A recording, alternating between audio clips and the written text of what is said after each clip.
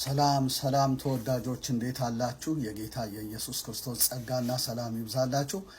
ዛሬ ደግሞ በምኩራብ ሾው አክሊለ ሽመልስ ወንድማችን አክሊለ ሽመልስ በሚያዘጋጅበት ፕሮግራም ላይ በጣም አንድ የተከበረ የተወደደ ሰው ዮናስ ጎርፉ የሚባል ወንድማችን ኢንተርቪው አድርጎ ነበርና እሱን በተመለከተ ነው ዛሬ እንግዲህ ቪዲዮ ልሰራ የፈለኩት። በጣም እግዚአብሔር አምላክ ይባርከው። ወንድም ዮናስ ጎርፌ በጣም በቤተ ክርስቲያን ላይ ትልቅ አሻራ ያለው በተለይ በወንጌላዊቷ ቤተ ክርስቲያን ላይ ትልቅ አሻራ የሚያሳርፍ ሰውና በጣም ጠቃሚ የሆነ ሰው እንደሆነ ከተለያዩ ስራዎቹ ተነስቼ ተገንዝቤያለሁ። ሐሳቡ የሚጣል አይደለም፣ የሚገዛ ነው። ብዙ ሐሳቦቹን ልንገዛው የተገባ ሰው እንደሆነ ነው ማስተውለው። እስቲ እንግዲህ ወደ ቪዲዮ ልመልሳችሁና ኮንቨርስ የተደራረጉበትን የተነጋገሩበትን ሐሳብ በጥቂቱ ከሰማን በኋላ የራሴን ምልከታ እንደ እግዚአብሔር ቃል ከመጽሐፍ ቅዱስ እየጠቀስኩ አሳያለሁ። ተባረኩ። ቪዲዮውን ተከታተሉ። ብዙዎች በወንጌላውያን ሚዲያ ላይ ያሉ አገልጋዮች በቃ በዛ ሪቫይቫል ተነስቷል፣ ኢየሱስ እየተሰበከ ነው ብለው ነገሩን በደንብ ወደ ሚዲያ መጥተው ነበር። በእነሱ ጋር ይሄ ነገር ጉዳይ ሆኖ ሲነሳ እኛ ያንን ጉዳይ እንዴት ነው ማየት ያለብን? ታድሶ ነን የሚሉት እና ከዛ መጣን የሚሉት የበለጠ ነገሩን ሲያጋግሉት መፍትሄ አይደለም ነው። ብዙ ጊዜ ከሁለቱም ሳይድ የመተነኳኮስ አይነት ነገር ነበር። ያኛውም አንድ ነገር ይዛል፣ የኛውም አንድ ነገር ይዛል። ሪፎርሜሽን በታድሶ የሚባል ነገር አላምንም፣ ግን እናነሳዋለን። መርጌታም አሁን ለምሳሌ አንድ ያሉት ነገር ማለት አሁን እውቀት እዚህ ቅርብ ነው ያለው፣ ሩቅ አይደለም። የኢትዮጵያ ኦርቶዶክስ መንግስታዊ ሃይማኖት ስለነች ከስያሜ ጀምሮ ራሱ መጽሐፍ ላይ አንስታ ይቻለው ኢትዮጵያ ውስጥ የሚኖር ቤተ እምነት እንዲሆን እንጂ የኢትዮጵያ ወንጌላውያን እንዲባል እንኳን አትፈልግም ነበር ቤተክርስቲያን። እሺ፣ እግዚአብሔር አምላክ የተመሰገነ ይሁን። ወንድማችን ዮናስ ጎርፌ እንግዲህ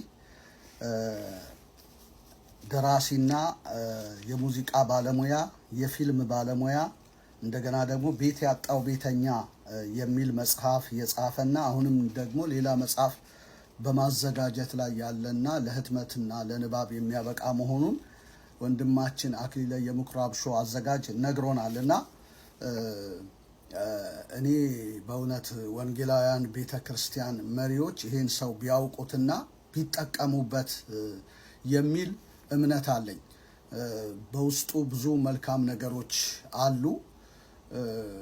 እንደው የሐሳብ ልዩነቶች እንኳን ቢኖሩ አቻችሎ እንዲህ አይነት ሰዎችን መጠቀም ቢቻል ለሀገር በረከት፣ ለቤተ ክርስቲያን ጥቅም በረከት ነው እና ይሄ ሰው ደግሞ ብዙ ዘመን በክርስትናው ዓለም ያሳለፈና ባለው ሙያ በጣም ትውልድን ሳይቀር ሊጠቅም የሚችል ሰው እንደሆነ አስተውላለሁ።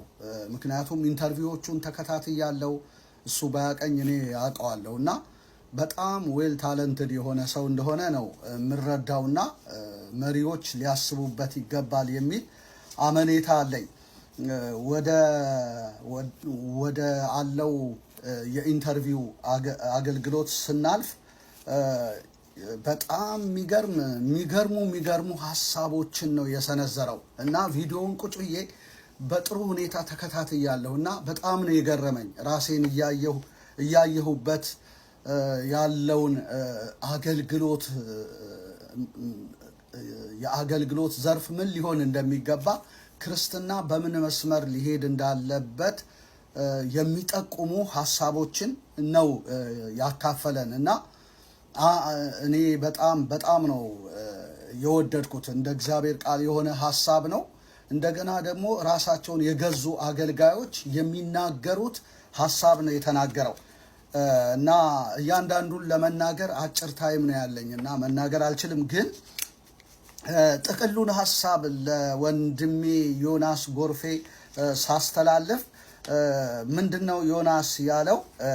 ተሐድሶ በታሪክ ተሳክቶ አያውቅም ብሎ በጣም ዘርዘር ያሉ ሀሳቦችን በኢትዮጵያ ቤተክርስቲያን ተሐድሶ መቼ እንደተጀመረ እነዚህ ሚሽነሪዎች ተነስተው ራሱ ቤተክርስቲያንን የኢትዮጵያውን ኦርቶዶክሳዊት ሐዋርያዊት ቤተክርስቲያንን በማደስ ሊጀምሩ ተነስተው ነገር ግን እንዴት እንዳልቻሉ ከዛ በኋላ ደግሞ ያለው ሁኔታ እንዴት ልዩነቶች በኦርቶዶክስና በፕሮቴስታንት መካከል እየሰፋ ጋፑ በጣም እየሰፋ የመጣበትን ፖይንት ነው ያስቀመጠው። በጣም ተጋርቸዋለሁ ይሄንን ሐሳብ እና ከብስለት ከእድገት ማነስ የተነሳ እንደውም ጋፑን በጣም ያሰፋ ነው እኛ ወንጌላውያን ነን ብሎ ተናግሯል። እና በጣም በጣም የሚገርም ሐሳብ ነው ያካፈለን።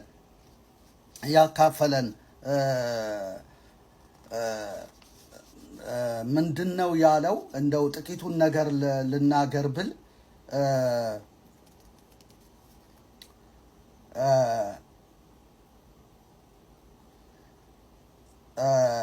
አንተ ጣዖት አምላኪ ብሎ ፕሮቴስታንቱ ክፍል በጀመረ ጊዜ ነው ልዩነቶች እየሰፉ የመጡት።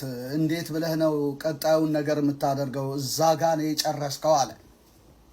እና በጣም ዛሬም ድረስ ይሄ ሰንኮፍ ከወንጌላዊቷ ቤተክርስቲያን አለመውለቁ በጣም ነው የሚደንቀኝ። እና ጡጦ ያልጣሉ አገልጋዮች እየተነሱ ነው ተሐድሶን ማራዘም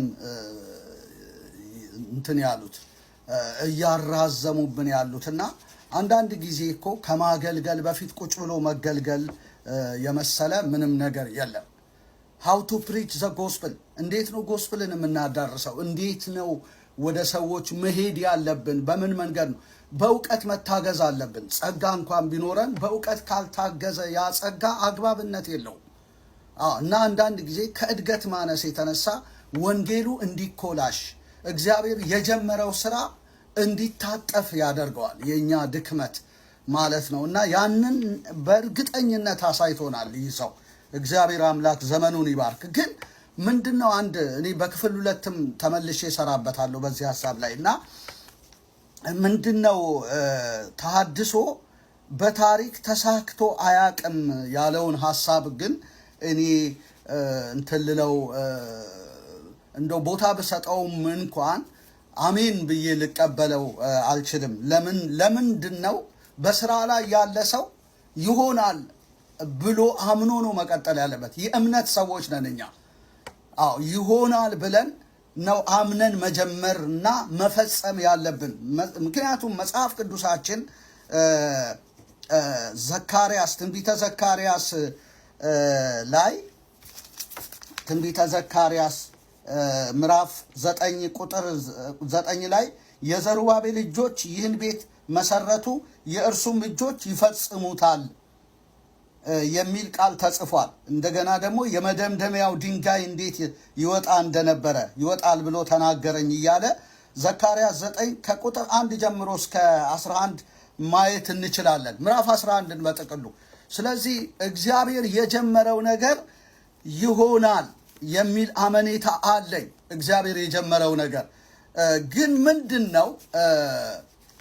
እግዚአብሔር ካስጀመረን የማይሆንበት ምንም ምክንያት የለም። የእግዚአብሔር መለኮታዊ ጣልቃ ገብነት እስካለ ድረስ፣ የእግዚአብሔር ዘላለማዊ ሐሳብ እስካለ ድረስ፣ የምናገለግለው ንጹሑን የእግዚአብሔርን ቃል እስከሆነ ድረስ ተሐድሶ የማይሆንበት ምንም ምክንያት የለም። እስካሁንም በእኛ ጉልበት የተሰራ ምንም ነገር የለም። በጌታ ጉልበትና ኃይል በጌታ ክንድ ነው የተሰራው። እግዚአብሔር አምላክ ስሙ ለዘላለም ይባረክ። ግን አንድ እውነት እንድንገነዘብ የምፈልገው ተሐድሶ ማለት ተቋም የመቀየር ጉዳይ ሳይሆን የሰውን ሕይወት የመለወጥ ጉዳይ ነው። እግዚአብሔር አምላክ ስሙ ለዘላለም ይባረክ። ስለዚህ ሰዎች በክርስቶስ አዲስ ፍጥረት ይሆናሉ። ማንም በክርስቶስ ቢሆን አዲስ ፍጥረት ነው፣ አሮጌው ነገር አልፏል ይላል። ስለዚህ አዲስ ፍጥረት የሚሆኑ የተማሩ በጣም የተመራመሩ ሳይሆኑ እግዚአብሔር ያሰባቸው ሰዎች እኮ አዲስ ፍጥረት የማይሆኑበት ምንም ምክንያት የለም። ኒቆዲሞስ እኮ አዲስ ፍጥረት ሆነዋል። ካህኑ ኒቆዲሞስ ዳግመኛ ካልተወለድ የእግዚአብሔር መንግስት አታይም በሚል ክብር ለእግዚአብሔር ይሁን። ስለዚህ ይሄ ነገር ይሆናል የሚል እምነት ነው ያለኝ። እግዚአብሔር አምላክ ስሙ ለዘላለም ይባረክ። በሁለተኛው ቪዲዮ መለሳ